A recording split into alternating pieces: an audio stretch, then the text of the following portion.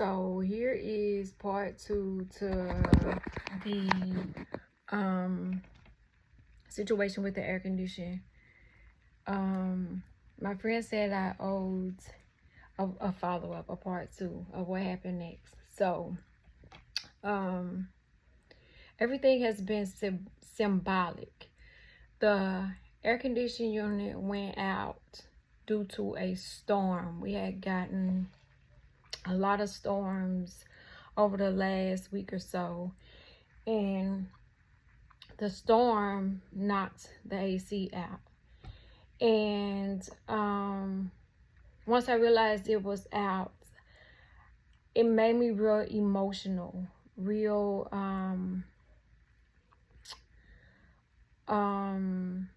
grief-stricken, if you will. And so I didn't say anything to anybody about the air being out at first. And then by Sunday, I had come to the realization that it was really out. And so that Friday, I did the video where I had my little meltdown, my little pity party, I'm gonna cry about it first, and then I'm gonna, take care of it.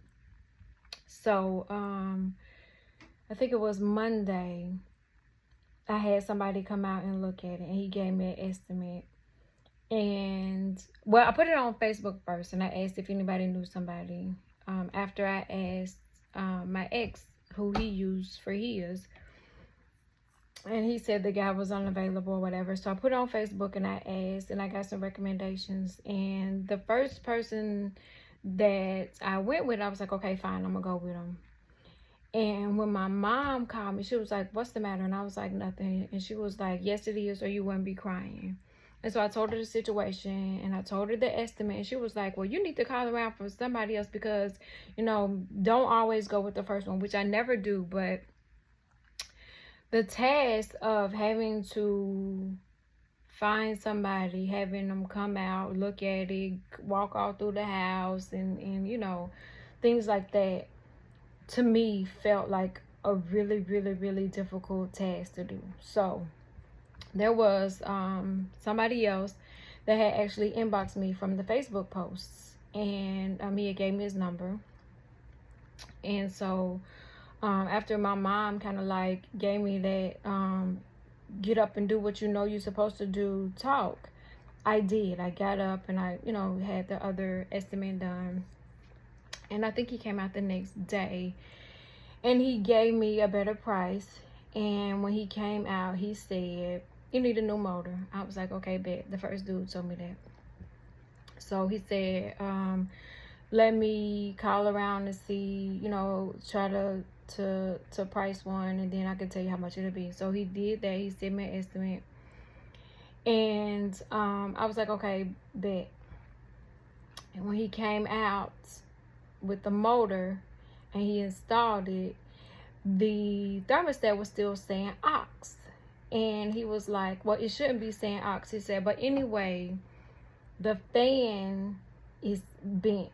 The fan blade is bent, and it's causing the unit to shake. Great, right? So he said, let me see if I can find it locally. He couldn't find it locally. He said, I got to order it, and it's going to take 3 to 5 days. By this time, it's still storming, so it's raining, so it's not hot. I'm using the ceiling fan, which the two combined together, I'm still in the bed cold. I had, I don't like being hot, but I don't like being cold either. But, if I could choose the two, I guess I'll take, being cold over being hot. So, at this time, he said how long it would be. Okay, cool. Now, 3 to 5 days, I'm like, okay, the first day of summer is coming up. I can't let summer catch me without air conditioning. And so I told my therapist, I said, when the air first went out, I wanted to scream, I wanted to cry, I wanted to do all the things. But the first thing I said was, God, what are you trying to teach me in this moment? Right? That was the first thing I said before the meltdown.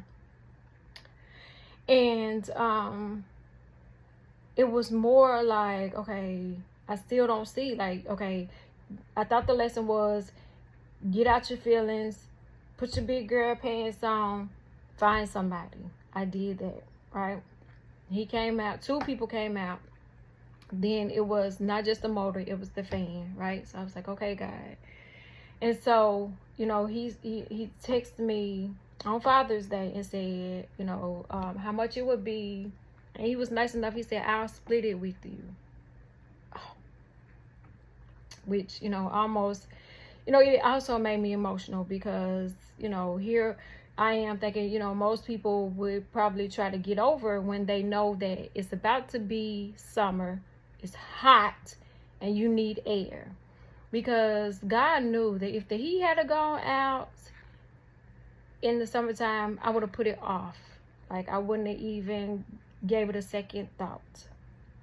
So God said, how can I make you uncomfortable in this season to make you move, right? I hate being uncomfortable. I love my comfort zone. I do not like being uncomfortable. Let me stay in my comfort zone. So he gets to the house early today. The fan is connected. The motor is connected. It's still saying ox. He was like, well, it shouldn't be saying that. Ox is for heat, whatever. I don't know. I pushed the reset button. He didn't tell me to, but I was raised by, a handyman. So I know my daddy, would have said, hit the reset button. So I hit the reset button and the ox went off for a minute, but it came back on. So he was like, it shouldn't be coming on. So he was like, let me look at it. So he looked at it and he took it off and he was like, well, it's getting cold. So let me put this screw on or whatever. He said, but I'm going to tell you what, it's going to stay on. You won't be able to turn it on. You won't be able to do nothing, but you need a new thermostat. Really, God? So it went from the motor to the fan to now I need a thermostat. And I had to take my kid to summer camp. And so, I'm trying to look up a thermostat, trying to find one. And my ex, my kid's father, he said, I got one at the house. I started to give it to you when you came over there the other day, but, it's at the house. And so I told him, I was like, well, let me get it, drop her off. Let me get the thermostat, and then I'll let you know when I get back home. So when I got back home, I took a picture of it because he said it had to have a heat pump. A thermostat is a thermostat to me. As long as you can turn it on, off, you know what I'm saying? I don't really know, the technicalities to it. So when I get back to the house, I'm cold at this point. Now, mind you, I've been without air for about 10 days. The air is blowing like it's never blown before. When it went out, I did go get new filters. I've always been able to change my own filters, and I've had filters, but some kind of way I didn't have filters. But anyway, I went to Home Depot and got the filter, whatever. So I changed the filters. The filters was new. So I'm cold. I got a sweater on. I got socks on. I got a blanket on, and I got a heating pad on because he said. He said, if it doesn't get cold, we're gonna have to see, you might need Freon. So he was like, but if it's cola can or beer can cold, you don't need Freon. So when I told him that I was back with the thermostat, he said, but is it cold? I said, it is freezing, but I'm not complaining, okay? Because like I said, I don't mind being hot, I don't mind being cold, but I like to be comfortable. So he gets the thermostat in, and I couldn't do anything but, tip him because he went through a lot just to fix the air conditioning so that I wouldn't melt come June the 21st. I think it's the first day of summer. But also, I'm still like, okay, God, what's the bigger lesson in that? Because, okay, I knew it was going to cost a pretty penny. That wasn't really a shock to me. I didn't know it was going to be the motor, the fan, and then the thermostat on top of that. And I still said, and I was like, okay, because when the storm was happening, the first thing I thought about, I may not have air conditioning, but I'm dry, God, okay? You know, I still have these 4 walls to keep me safe and to keep me dry. So is that the lesson, to be grateful for what you have? Okay, God, I got it. But that wasn't the lesson. So even in the midst of a storm within a storm within a storm, due to a storm, I'm still trying to figure out, okay, God, what's the lesson? What did I learn? What are you trying to teach me? And I'm grateful, for one, again, having my home. I'm grateful to be able to find somebody to fix it that knew what he was doing. He didn't feel like, you know, a used car salesman. He didn't feel like he was trying to take advantage. He was really nice, like, you know, so that even restored my faith that, you know, not everybody's out to get you. So there was a lot of lessons to be learned in this, but the biggest one, I think, was when you are outside of your comfort zone. That's when you have to start taking notes. That's when you have to, like, put your feelings in your pocket and go forth and prosper. Like, what, you know, what doesn't kill you does make you stronger, but it's gonna test you. And I feel like with this test, because I don't fail tests, and I don't fail classes, and I don't fail lessons, I feel like I got an A. And it wasn't easy at all. It was very, very difficult. But I made it on the other side of this storm. I can't remember, I was telling somebody something about a storm. I said, I'm either in one or I've just came out of one. But I come out unscathed. I come out, you know, not looking like what I've been through. But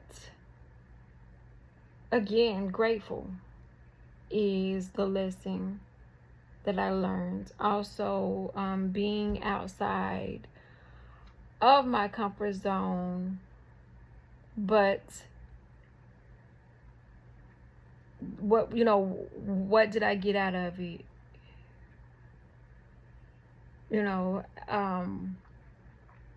Not only, gratefulness and, all of the other things, but I learned, when I am uncomfortable to a certain point, I'm gonna make it happen.